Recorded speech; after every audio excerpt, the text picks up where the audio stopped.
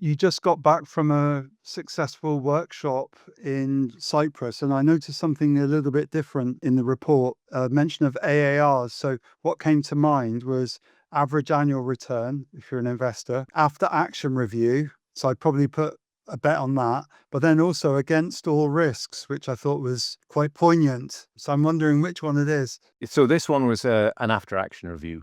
And so it's, the business we're in, it's all about continuous improvement. After-action review should be a part of everybody's plan to measure, act cycle. So you'd be surprised how often people don't do them. And I think that part of the problem is they're quite stretchable. So you can have an after-action review after you've run to bottom. You can have an after-action review after a coring run. All of these, you only need 3 or 4 people, and it takes probably 5 or 10 minutes to cover. But you can expand that to, at the end of the well, you can have a full well wash-up or after-action review. Takes a lot more people, and you need to remember what happened a little bit further ago. I mean, I'm a huge fan of them. Principle, I believe anyway, was kicked off by the US Army sometime in the 80s and 90s. They formalized what most of their troops had been doing anyway, which was have a quick get-together immediately after they'd done something, whether that's just take a hilltop or whatever. And the idea was that you would say, if we were to do this again, what would we change? What didn't work well this time? What worked really well? And we steal the dialogue from the US Army manual, which makes it clear that you have to talk about the things that went well, and you have to make sure that everybody understands why it went well so that you can replicate that. And the things that went badly, the hard thing, of course, is being honest and saying, I didn't really follow the plan, or I did this wrong, or I didn't wait for that cue or whatever. So it sounds easy when somebody like me sits here and says, right, you all have to just be honest. Everything will be fine. There's no pointing fingers. There's no blame. People find that very hard to relax into that mindset. But if you can't, nothing kills off performance more than people telling lies. It's, we need to have good, accurate data. Excellent. That makes complete sense. And when we consider how much effort's put into planning, the 5 Ps, no matter what industry you're in, planning is held on a pedestal. But at the same time, we all learn from mistakes, either ours, other people's. And that's the way we grow as professionals, isn't it? By learning.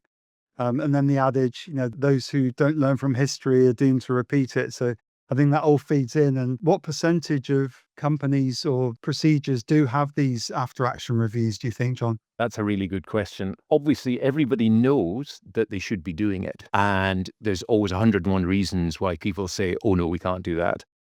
Especially on rigs, you want to finish your shift, go and eat, and go to bed. You don't want to spend half an hour sitting there talking about things that haven't quite gone according to plan. So it's very difficult. You know that we run offshore coaches. They are very good at, not only do they set people up for success by going through before the section starts, paint a picture of what a successful section is going to look like. They're there to sit people down as quickly as possible when everything's fresh in their minds, and they run through the after-action review. So that's percentage of the industry that's using coaches like ours, and other companies are available, obviously, probably keep up with that pretty well. But it's, unless somebody's driving it, like so much of the performance sphere, unless you've got one person who's cracking the whip, these things very often fall by the wayside, because of course your desk as a drilling engineer is absolutely full of other things that you could be doing that are crying out for your attention. So it's very much a question of somebody needs to put it front and center and no excuses. And then people get into the habit of doing it. And then it's easy after that. But you do need somebody to drive it. So this particular one in Cyprus, it ended up being more in depth and taking longer than you anticipated. And I guess that's a sign of engagement, or the mastermind. It takes as long as it takes, right? Not so much that it took longer than we anticipated. It's very unusual, from my experience, to do an end of campaign after-action review. Absolutely best practice, in my opinion. But my God, there's a lot to talk about between the planning phase, setting up in 2 different countries in this case, because they were in Egypt for 1 well and Cyprus for 2 wells. All the contracting was, let's say, fairly complicated. And then we had the operational after-action review, what happened on the wells, and then what would we do differently next time in terms of the territories. And we tried to cover a lot. I mean, there was a lot of objectives. The idea was that this would help feed into like an instruction book for anybody who wants to set up in a new territory. Here are some of the roadblocks that the team found. Here's how they overcame them. Here's stuff that they will never, ever let happen again. And, the feature really of this campaign was how little time they had to plan these wells. And they managed, and they came in under budget and the head of AFE, and it had absolutely stunning performance. That's ignoring the fact that they had 2 discoveries as well. So hard to picture a more successful campaign, but still the senior drilling engineer that we sort of picked up, he got it rolling. He called us and we picked up on his coattails. He was brilliant, convinced everybody on the team that they should be doing this. We got people not just locally in Cyprus, because there were still a few people left there. This was people who'd left the rig or had finished their rotation in the office and should have been going home, spent an extra week in Cyprus. We got people flying in from the UK, from Europe, and from Houston just for the 4 or 5 days. And it was to get everybody together like that. Remember, I said you need somebody to drive the process. It had taken a lot of time and energy and goodwill to get everybody together. But at the end, everybody, I think, agreed that it was absolutely worth the effort. Brilliant. So I've seen some of the survey responses and a glowing testimonial, which we'll probably cover a different day. We'll talk about another time, so you don't blush on camera. Overall, did the workshop exceed your expectations, or was it exactly what you expected? And how do you perceive others felt about it? So I try not to have any expectations. I've got my objectives, but I don't think in terms of is it going to be brilliant or is it going to be a horror show. What you very often find is that people, for whatever reason, are reluctant to open up. And I have to say, the senior drilling engineer who'd set it running had set out his expectations very clearly, is a very personable person. And I think people find it easy when he's asking to do something to say yes, which is great. I mean, that's a fantastic starting point. If you've got somebody that you like working with, you've had a successful campaign, it's much easier to then open your heart and sort of stare into the recesses, open up your memories. So not so much my expectations, but the objectives were to look at everything, make sure that any lessons that we'd learned, and as always, when you drill a well, the lessons you learn cost a lot of money. You spend a lot of money learning how not to do things very often. So all of the lessons learned operationally, I think, were out there. They'd already been looked at to some extent.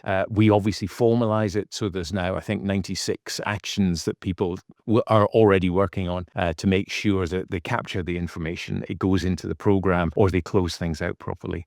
In terms of the planning at a country level, this was a big unknown for me. So again, don't necessarily have expectations. I knew exactly what the client was looking to achieve, but it's an area that is a bit grey for me. I've never been involved in setting up an overseas operation from scratch the way they did here. And I think we did extremely well. I don't have a benchmark, but I think it's hard to picture how that could have gone better. Let's put it that way. So very pleased with that. And again, a lot of people that don't normally sit in the same room together. You had contracts people, what they call the venture office, which is the people who run the in-country office and interact with government and the legislators. And you had the service providers on day one, the rig, and then you had a lot of planning people from the client. So subsurface people, the people who actually identify the targets and work them up, as well as the people who plan the wells. So a really good mix. And I think on the report, I just chose a one-liner from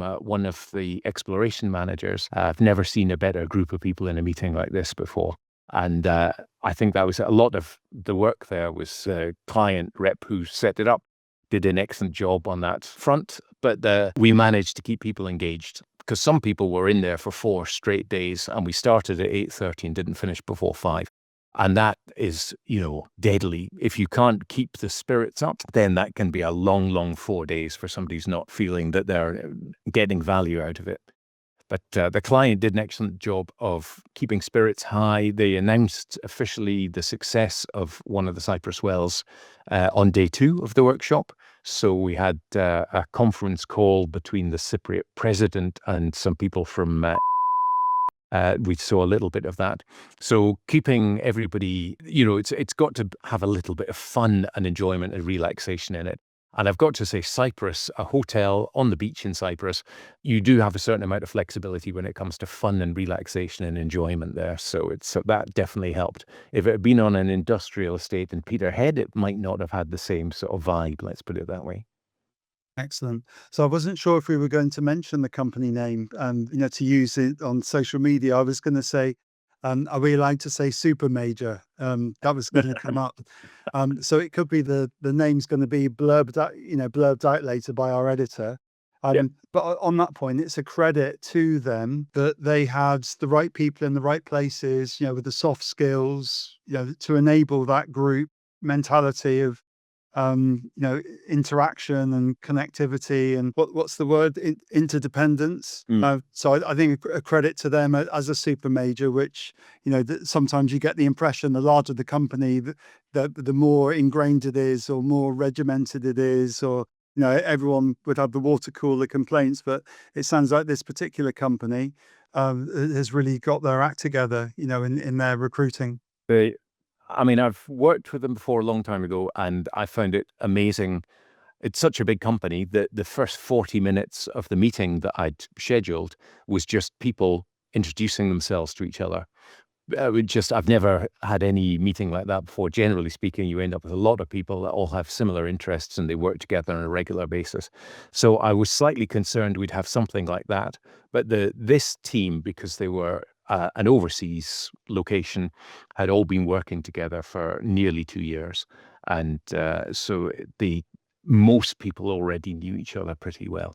But that's not to say there hadn't been turnover. And it was mentioned in the service providers, the operator and the rig, there had been a certain amount of turnover of personnel, and they coped really well. Again, if you talk about things, write it down, make it much easier for the next person who comes along to fulfill the role, to understand where the bear traps are and avoid stepping in them. And I think generally people had managed to do that pretty well. So but yeah, like I say, the guy who organized it on the client side, very easy to work with. And I think people were quite happy to commit time and enthusiasm to the project, because, the overall feel before the meeting started was that people were happy to do it. They understood why they were doing it, and they appreciated the opportunity to interact with the client a little bit. And the client teams interact with each other more because they don't always get the opportunity to do that.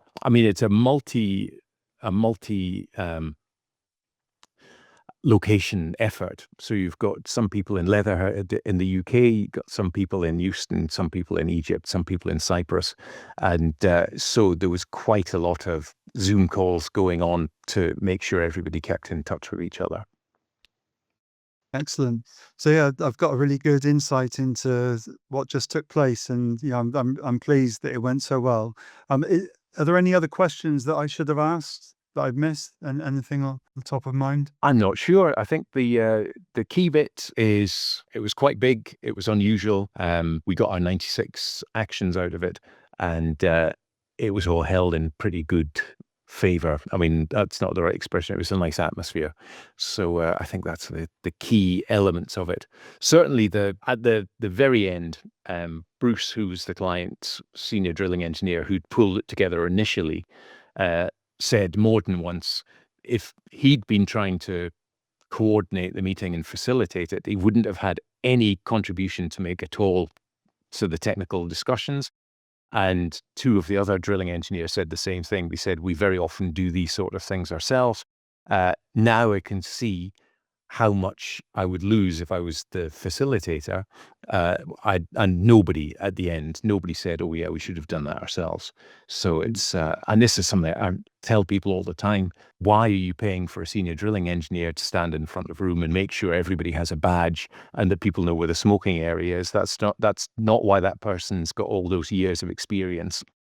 So it's much better to have a third party. Remember, we don't need to make friends with anybody, so we can be firm. We can sort of keep the timekeeping sharp. I'm not going to ruin any relationships with anybody on the team there. Whereas if you are one of the team and you have to keep on dragging somebody off back onto topic, then it can start to introduce a bit of grit in the relationship. So whereas obviously I'm way, way beyond caring what people think of me.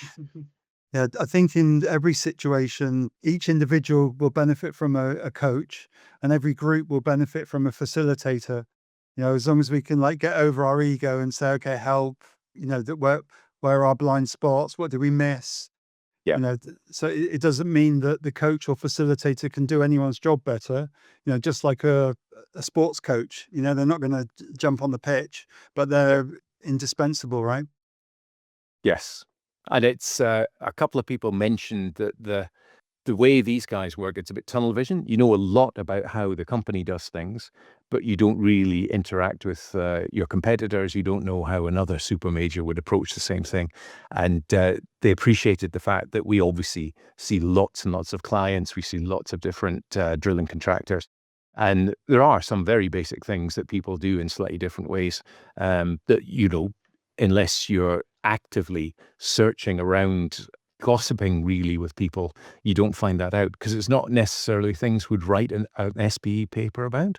So we see people coming up with great ideas to make things more efficient, but they're not necessarily shared between companies. So that was remarked upon as being one of the advantages, is that we get to see a lot of different people's operations. Well done. Yeah, no, my pleasure. It's always nice to talk about successful jobs rather than the other sort.